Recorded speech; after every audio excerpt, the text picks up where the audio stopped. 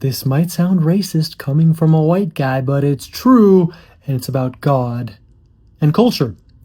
So, I live in a multicultural household, and I've been all over the world. I've been part of many different cultures and religions stuff over my lifetime, but something keeps cropping up right now, and it led me to realize that it's not even a cultural issue where the disconnect is. It's about God. And it's this. The culture that I come from puts a lot of value and hard work and not so much on balance. So, how productive you are in society and what you create, what you bring to the world, and your monetary value is really the most important defining characteristic of who you are, especially as a man. But I'm in a culture and married to someone whose culture is very, very different. That's much lower on the priority list in terms of how much you're working and how productive and how much money you make. Obviously, it still is important. It's important in every culture, but there's other things like family and food and spending quality time together, etc., which are honestly, no matter what anybody says, they are more important to this culture than simply working hard and making lots of money. And I realized that the disconnect is not so much cultural, but it's about each of our views on God. Because I believe that each individual person has a purpose for being in this world. And that my only responsibility, my only obligation in life is to find and fulfill that purpose. And that is the way that I respect my Creator. That is the way that I honor myself as an individual. And it's the way that I connect with the divine. It's the way that I connect with God. And it's the only way that I will learn the lessons that I am here in this life to learn. Now, people come and go in our lives. People are part of that process. Other individuals, other people who come and are part of the relationship and the journey of our life. And so those people also play a big role in who we are as individuals and in what we become. So they play a role in defining our be and the do that we end up doing. And so for me, it's not so much about I have to work really hard and spend more time working because I want to make lots of money and buy lots of cool things, and it's all about materialism. That's not it.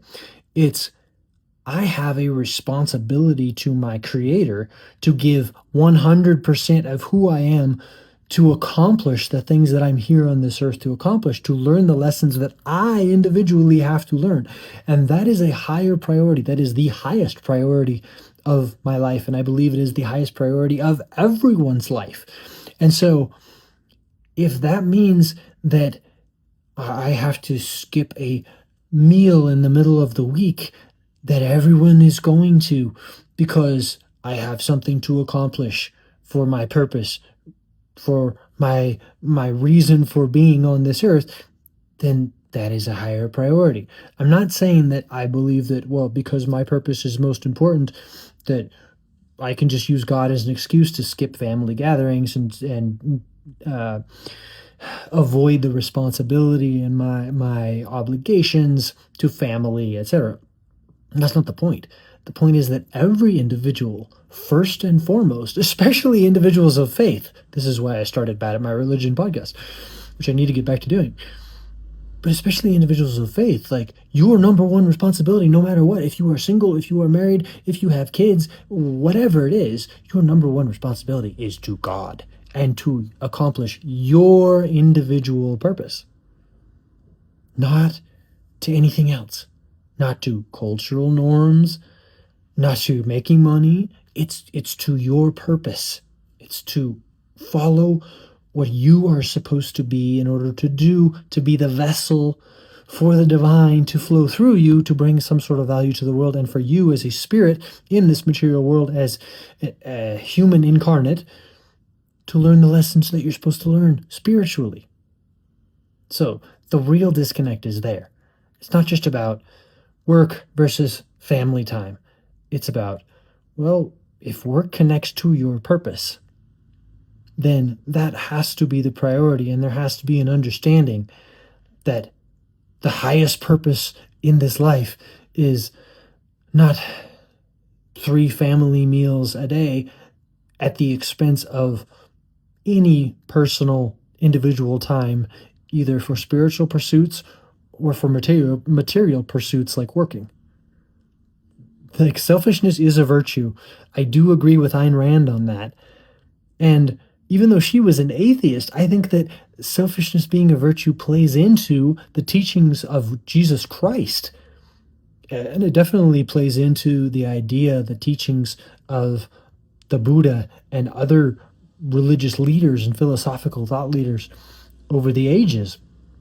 Because you cannot get rid of yourself in order to simply serve others, because you're here as a self to learn lessons that you must learn. Now, you can definitely give and serve other people.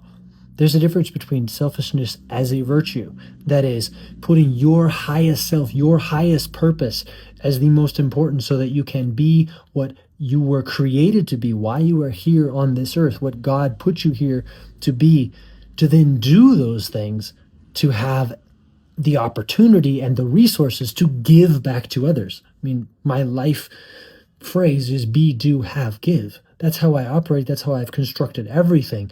And I believe in that. Most people say, well, selfishness is evil. Selfishness is bad. It's egoism. It's just all about me, me, me, me, me. It's narcissism. But that's not what it means. That's a twisting of the truth in order to push altruism on you, which is a rejection of your true purpose individually to serve the collective. And we are not the collective. The smallest minority on earth is the individual. And you individually are a representation. You are an evolution. You are a creation of the divine, of God, working out its evolution through you. And so you have to take that seriously. You have to honor that by saying, yes, my individual purpose is actually more important than spending 3 hours at a meal that I don't need to go to because I need to focus on this other thing that is my purpose, and it is the thing that I have prioritized number one right now, for God first, for myself, for family, for this be, do, have, give hierarchy. So that might seem like I'm grasping at straws philosophically in order to make the case for culture that me, as a white guy, don't understand, but that's not true. I do understand it. I do comprehend it. I get it. But theologically, ideologically, philosophically, I just believe something very different. And it wouldn't matter what culture I was in. That's what I believe. I'm here to figure out and to fulfill my purpose, just like every individual is. And so if you are seeing yourself with, I have no time to do any of these things, like I really feel called to do this, or I really believe that God wants me to do this, or I have this deep desire to do this thing, to be this person in the world, but yet you find yourself constantly giving into the interests and desires of other people, whether it's family or cultural norms or just the societal collective in general, be very careful with that, because I believe that those are temptations in this material world to draw us away from our true purpose, to distract us. And it usually comes, unfortunately, from the people closest to us. Not that they are meaning to do that, it's inadvertent, but that's part of the challenge in this game of life.